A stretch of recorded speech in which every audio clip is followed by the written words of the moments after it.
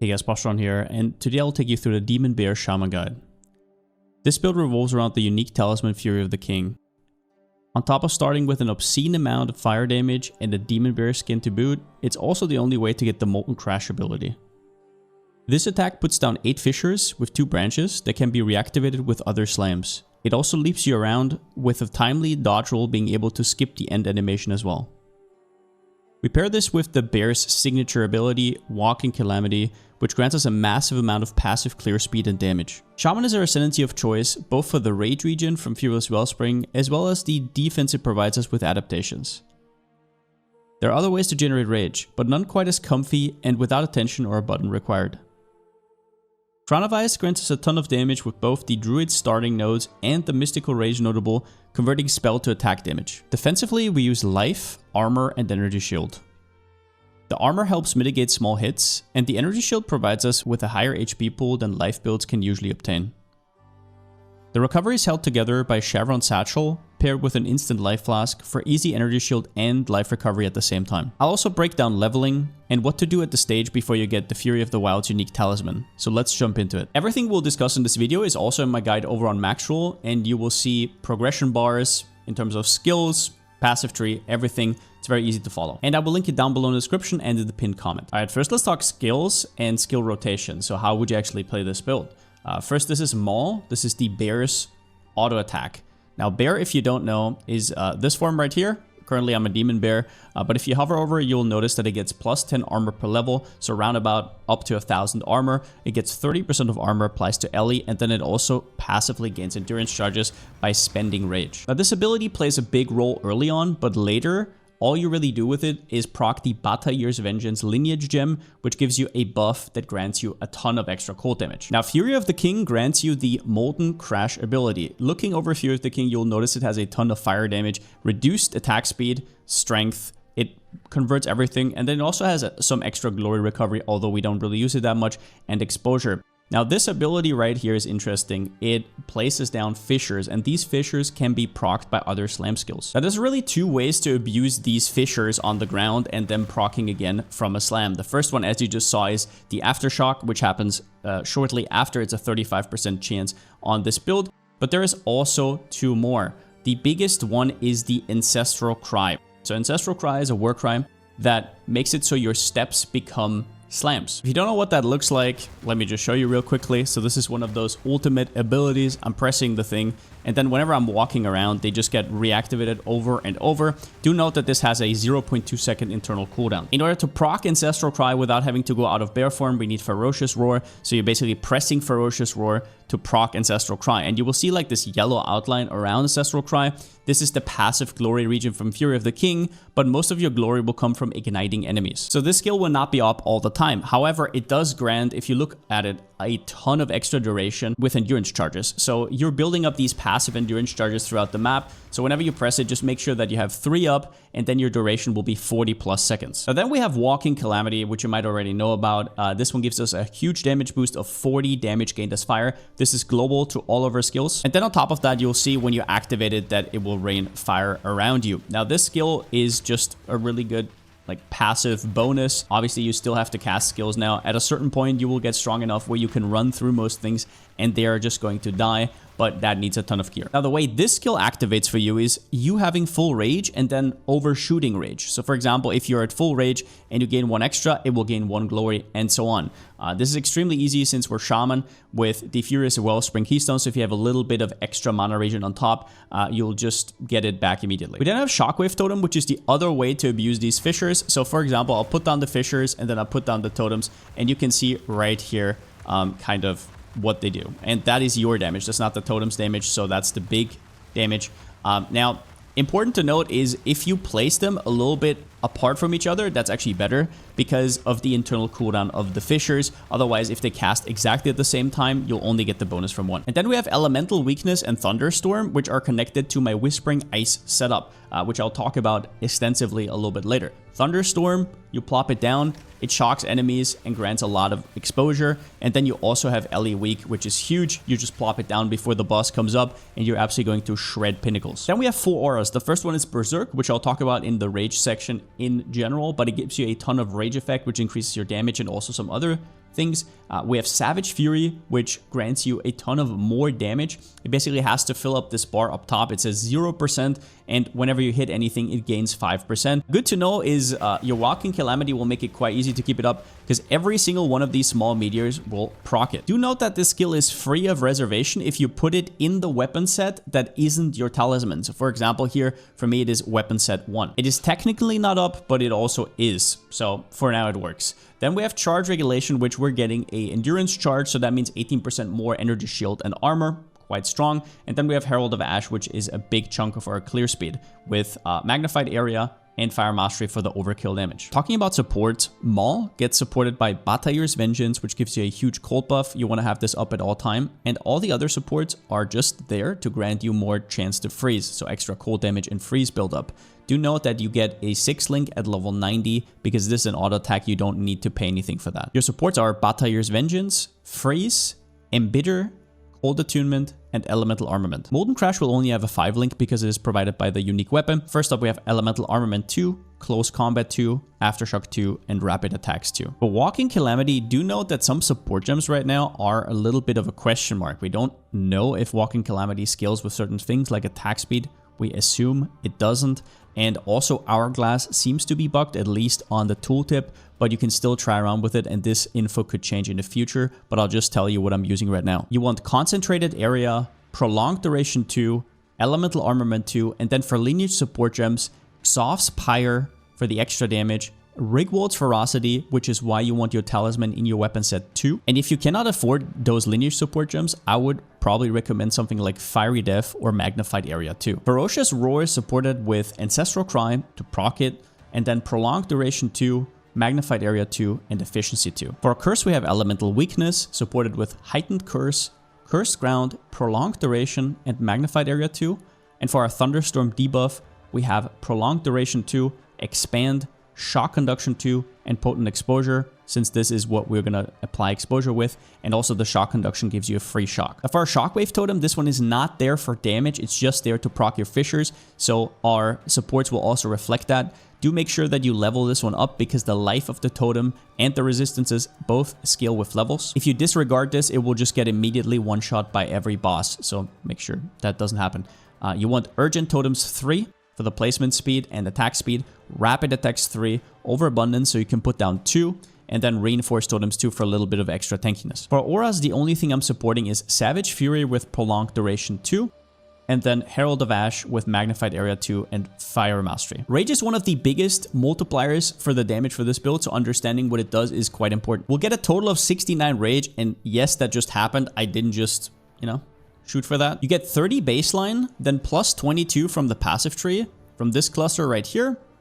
All the wild shapeshifted stuff works, and then we also get 4 right here. We get a total of 13 from our Ascendancy, 3 here, 3 here, and then 7 at Furious Wellspring. And the last 4 are from the Tsamoto Soul Core on your helmet. But what's so strong about Rage? Well, it gives 1% more attack damage per 1 Rage. That is not increased, that is more.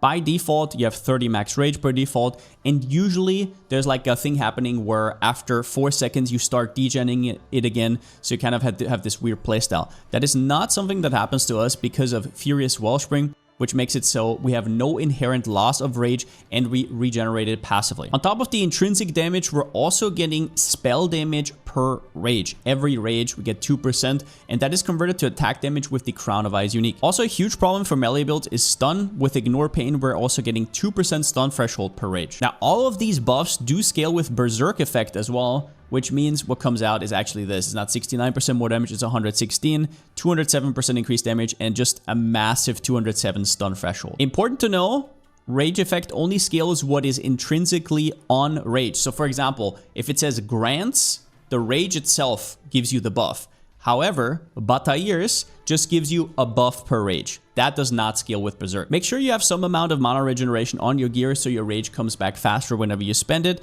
and it also makes it so your Walking Calamity is up more. So for example, I have it on jewelry here, and I also have it on my Sceptre as well as on one of my supports, Clarity 2. Let's go over Lord of the Wilds. There's a new keystone that lets us use a Sceptre with a Talisman, even though Talisman is usually a two-hander, and it gives us 2 huge downsides, 50% less spirit and 50% less reservation efficiency. Before we even get how to fit in all the auras despite the downsides of the keystone, we have to ask ourselves why. Now, you want either Purity of Lightning, Purity of Fire, or Purity of Cold. Those are the 3 resistance auras. If you hover over it, this just gives you passively resistance, which is quite strong. Your Sceptre also has stats like Mana Regen, Strength, or Intelligence. But even more than that, you can use free Spirit support in your Purity aura, and this only works on the 3 Purities, not for any other aura. We use Herbalism 2 for life recovery, which is extremely strong with the Chevron Satchel because it gives us extra life and energy shield recovery from our flask. Precision 2 to fix our accuracy. Clarity 2 for the mana and rage regen, and also Vitality 2, which helps us keep the Berserk in check a little bit. Everything I noted right now makes this more than worth it. But talking about the Spirit, I have this in my Maxroll guide exactly broken down. What you want is a total of 360 Spirit before you take the Keystone, right? So you have 360 Spirit, then you take the Keystone, it will get your Spirit down to 180. And then the second downside comes in, 50% less reservation, which means all your auras now cost double. So for example, Charge Regulation, 30 Spirit goes up to 60, 30 up to 60, 30 up to 60. For a total of 180 Spirit needed, which is perfect. Your Savage Fury is actually free, once again, if you put it on the weapon set that doesn't have your Talisman. That way you're avoiding 60 Spirit here. The way to get the Spirit is you start at 100 from Campaign Quest, then you can get 150 to 200 from your Sceptre, depending on how good. Do note that Rabbit Idols also give extra Spirit on top of it, so if you have even more than one socket, even better. And you can get 40 to 70 Spirit from your body armor. Now you can get a rare body armor, for example, armor and energy shield, or you can get a Warrior Invictus with plus Spirit per socket filled. Then we have your Amulet, which can grant up to, I think, 50 or 51 Spirit. And if you really need to, you can also use a Soul Core of Azcapa for another plus 15. Do note that this setup can be quite buggy. Try to replace one of your rings with Strength or Intelligence. Maybe your attributes are screwing you while you're setting this up.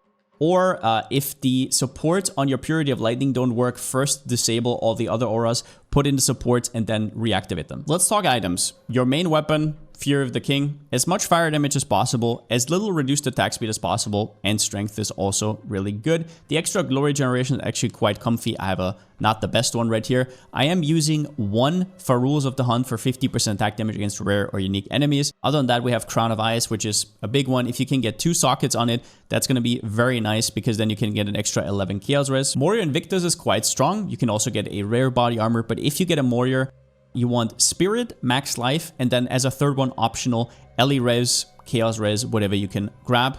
On your Amulet, you want Ignore Pain as your Anoint. That is the stun threshold per rage down here. And otherwise, you want Spirit, defensive stats, attributes, resistances, and so on. Do make sure that you have some rarity on your gear. If you don't care, just know that this game is very rarity heavy. So that is why I weaved a lot of that in and why I have gold rings. But if it's hard to fit in, then yeah, maybe something is going to have to give for the resistances. Fire damage is not very good. I actually bricked this one. You want as high life as possible. This is also not the best ring ever. But just resistances, you want at least 2 mana regen rolls combined on your jewelry. The only reason I get away with it is because I have my mana regen also on the Sceptre. Which, talking about Sceptre, mana regen very strong, strength strong, intelligence strong. There's not all that much more. All these allies in your presence things do not matter for us. Make sure, once again, that you have either Purity of Lightning, Fire, or Cold, otherwise the setup doesn't work. Then we have Sign Echo, which are crazy gloves that got buffed this patch. These make it so enemies are immobilized at 50% buildup instead of 100. So if you see, for example, a boss and there's like the stun bar, you don't have to go to full, only to half. It is like outrageously strong. And also, while they're frozen or stunned, they take 20% more damage. It has skill speed. What more could you want? Then we have Chevron Satchel, probably the most important piece in terms of recovery. If we think about life and energy shield, we have, with Endurance Charge up, 2,800 energy shield, and it is quite hard to recover because Leech is kind of wonky and we can't really Leech both at the same time because we're mostly fire damage. So something's gotta give. And Chevron Satchel is huge. Whenever you press your life flask, you're gonna get back like over 1,000 life and over 1,000 energy shield. So you can often just stand in the middle of an abyss and just tank it. Do make sure that you have an instant life flask. The high budget option of this is Aurop's Resolve, which is one of the craziest items currently in the game. However, before that, all you want is a instant life flask. It has to have instant recovery, otherwise it won't work. And the reason is that if you press a normal life flask, once your life goes to full, so for example, let's say I degenerate here, If I press it and life goes to full, your energy shield will also stop recovering. For boots, the biggest thing is movement speed. We are on the left side of the tree and movement speed is scarce, so you need it wherever you can get it. If you can afford 35% move speed boots, get the 5% move speed on top from the Pharaoh's Rune of the Chase. That is going to make all the difference. It's going to make your build feel a lot better. Otherwise, energy shield is good, armor is decent, rarity, and the usual resistances. For flasks, I have Aura's Resolve, which is very expensive but incredible. Otherwise, like I said, normal life flask with instant recovery. Laviangas makes it so you're passively recovering. So you can see right here, it turns the mana flask, which usually recovers a lot more, into less recovery, but you don't have to press a button, which I'm a big fan of. And then we have 3 unique charms. None of these is necessary, quote unquote, so you can use the normal versions of them. Just make sure that you have immunity to freeze, stun, and bleed. Especially bleed is important because it goes through our energy shield. You'll also note that I get all my chaos resistance from Soul Core of Takatis. If you can afford a ring that has chaos resistance, those are usually very expensive. So I just went for the easy route, right? Like 7 sockets with 11 chaos res, and there you go, you're capped. This is important because armor applies to both your Ellie and your Fizz, right? Because you have nodes like this that make it apply to Ellie, but there is stuff like that for Chaos, but it doesn't really fit into our build. So getting Chaos res capped as soon as possible is quite important. With passive tree, you can see that we're focusing on increases to damage as well as regen, because we need to out-regen and out-heal the degen from the Berserk. So this comes with great effect, but also with great degen. So we need to make up for that. So take all these points. Also, Price of Freedom makes the cost a little bit easier. Otherwise, increases to damage, skill effect duration, armored energy shield is a big theme. We get Spiral into Depression. We get Ancient Aegis, Adamant Recovery. You can see that we take all the Shapeshift clusters with the extra damage, the skill speed, this cluster right here, and then also Molten Claw, Spirit of the Bear, Hide of the Bear. For jewels, I would recommend 2 things. The first one is a Recover Life on Kill jewel with any sort of increases to damage or maximum energy shield on top of it. Everything's nice, but the 2% is very important. And then the second one is unfortunately very expensive right now, and I don't even think it's worth it for the current price. You should buy this one once you're like 100 divines in, maybe. From nothing with blood magic, I want it to be cute here, so I can allocate everything around blood magic right here. Prism Guard, Vengeful Fury, which is quite strong, grants extra armor, and then also Projectile Bulwark. But like I said, this is incredibly expensive, so I wouldn't necessarily recommend that. So I just take these 2 nodes and put them here and just connect to Prism Guard normally. Then let's talk about weapon set passives. If you don't know, there are 24 points that you can allocate towards either your weapon set 1 or your weapon set 2. So in my case, that is on weapon set 2, my Talisman, so my damage setup, and then on weapon set 1 I have a Whispering Ice with a debuff setup. Whispering Ice got buffed this patch, so nothing here matters, not even the Ice Storm, just the last line. Inflict elemental exposure on hit, lowering total resistances by up to 60. This scales with exposure effect. Over here you can see overexposure and these 2 small nodes. And on top of that, I'm also using elemental weakness for even more minus resistance. I already talked about this. Against the boss, all you do is put down your Ellie weak before with the Cursed Ground. It's up for quite a long time, as well as that the Thunderstorm, which will shock and apply the exposure from the Whispering Ice. And this setup is massive. It will more than double your damage against pinnacle bosses or any map boss where you have time to place it before the fight starts. So I know weapon set passives are annoying, but they're also insanely strong. Now, first what you do to set this up is you unspec out of all the shapeshift nodes. So all this up here, these right here, this cluster, and then you also need to remove 1 or 2 of these points in order to make it work. For me, it's 1. And then you should have 24 skill points right here to allocate to different weapon sets. First, you click on the weapon set 1, which it says right here, and then it will have a, I think, red outline, right? And now what you do is, you path over to the exposure nodes. So we do boom, boom. You're gonna need some intelligence and some strength. Just make sure that you have that. You can easily adjust that. So we do that. Boom. We take the exposure nodes. Afterwards, all you really want is quality of life. Do note that we can't get to the other exposure nodes over here because we'd have to pass through a jewel, so it's just not really worth it. Jewel blocks weapon sets if you don't know. Then we just want AoE. AoE to make it so even if the boss moves, they're still kind of in there. We take 2 points here and then 2 points here, and we should be out. These points are always active when we're on weapon set 1 with our debuff Whispering Ice. And now we reallocate all the damage nodes to our Talisman, which is in weapon set 2. So all you have to do is click weapon set 2, and all the points you just unspec'd, you spec back in. So right here, the first shapeshift cluster, second shapeshift cluster with the regen nodes. Boom. And then the third shapeshift cluster, which I think looked like this. 1 point left. That was the small one at the start. Now make sure that your skills are allocated correctly. Maul and Molten Crash always just tied to your Talisman. There's no confusion there. Walking Calamity should also just be per default in 2. Just make sure to check it. Ferocious Roar, you probably don't want to have it in weapon set 1. I actually forget about that. I don't think it matters though. Make sure you also untick it on Ancestral Cry. Not 100% sure if this matters, but who knows. Elemental Weakness, you only want in weapon set 1. And Thunderstorm also in weapon set 1. This is also important because then you don't need the intelligence for them in weapon set 2. So these have to be at least level 18, otherwise it doesn't work. They built in a mechanic where otherwise, yeah, it's like it only affects certain levels of monsters. Just get it to level 18 and you don't have to worry about it. Shockwave Totem on 2. And then your auras, very important, all of them on 2.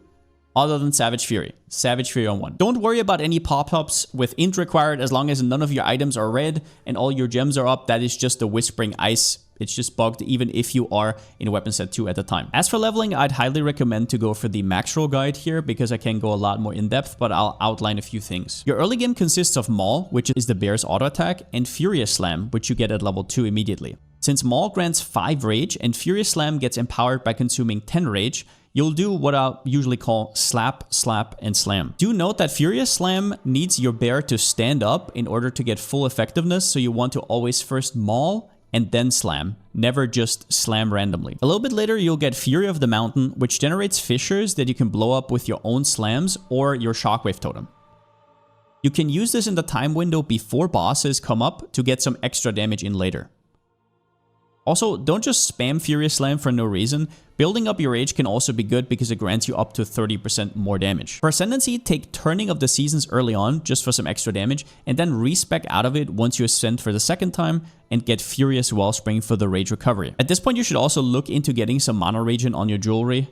And, well, at level 52, you'll get access to Walking Calamity, which gives you quite a boost in damage. If your leveling feels bad at any point, that can only be because your weapon sucks, provided that you are following the passive tree. So upgrade your Talisman regularly. PoE 2 is very unforgiving with having old weapons, outdated weapons. All your increases to damage from your passive tree multiply off of what you have on your weapon. Use vendors as well as lower crafting materials to get your weapon and look for stuff like percentage physical damage or a combination of any other elemental damage types. We don't really have a damage type early on. All goes. If you find any exalted orbs during leveling, I would highly recommend to use them straight up to buy weapons from trade. Just go for DPS and search for DPS at your required level. And do remember that you're a melee character, meaning that you need to actually know the boss ability and you have to play around them correctly. Otherwise, you're going to get absolutely stomped. That is just kind of what it is to play melee in this game. Defensive nodes on the passive tree are terrible, so that means that upgrading your armor pieces and, for example, putting resistances in some of your augments is huge. For the passive tree, all that matters to you is increased damage to your skills. This will multiply your weapon, and the rest will just be spent on shapeshift-related passives and rage clusters. Small tips and a passive tree to follow once again in the macro guide. Now, actually, League started this build, so I did not just have Fury of the King from the get-go, so we're now going to talk a little bit about the time frame before that. There's only 2 things that really changed. The first one is your weapon, obviously. You want a Magi Talisman with plus to maximum rage, and then get as much physical damage or even cold fire lightning, whatever you can muster up as high DPS as possible as you can, and then plus 2 level of attack skills if you can from an essence as well. Now, believe it or not, plus 2 melee skills is actually not that good because it doesn't work on Walking Calamity. It does not have the melee tag, only the attack tag. So that means that if you're crafting a weapon, you really want the plus 2 attack skills from the perfect essence right here. I'll link you a great guide by Wooly down below in the description if you want to know more about it. The second thing that changes is now you have to use Furious Slam still, right? You're coming out of leveling, Furious Slam, Maul, you just keep going. You don't have Molten Crash, of course. So all you need to know about this ability is Furious Slam has a weird mechanic called standing up. So right here it says plus 0.4 to base attack time if not standing. The way you stand is with Maul. After you slam, you're down. And then you want to Maul again, slam. That way it's actually faster than if you just repeatedly slam. It is quite inefficient even if you can sustain the rage. But that's about all I got. Hope you guys enjoyed the video. I will say that melee playstyle is definitely something else in PoE 2. A lot of the mobs that you thought don't exist all of a sudden do exist. You're in the midst of it. Some of the bosses have slams and attacks that will simply just one-shot you no matter how much HP you really have. So there's definitely a lot of learning experience there, especially if you're like me and you usually play ranged characters. Overall though, I'm extremely happy with where this League starter ended up with, and I can highly recommend the Fury of the King unique. It is very fun. All the links, max roll guides, planners will be down below in the description, and yeah, since I still don't have a slogan, see you next time.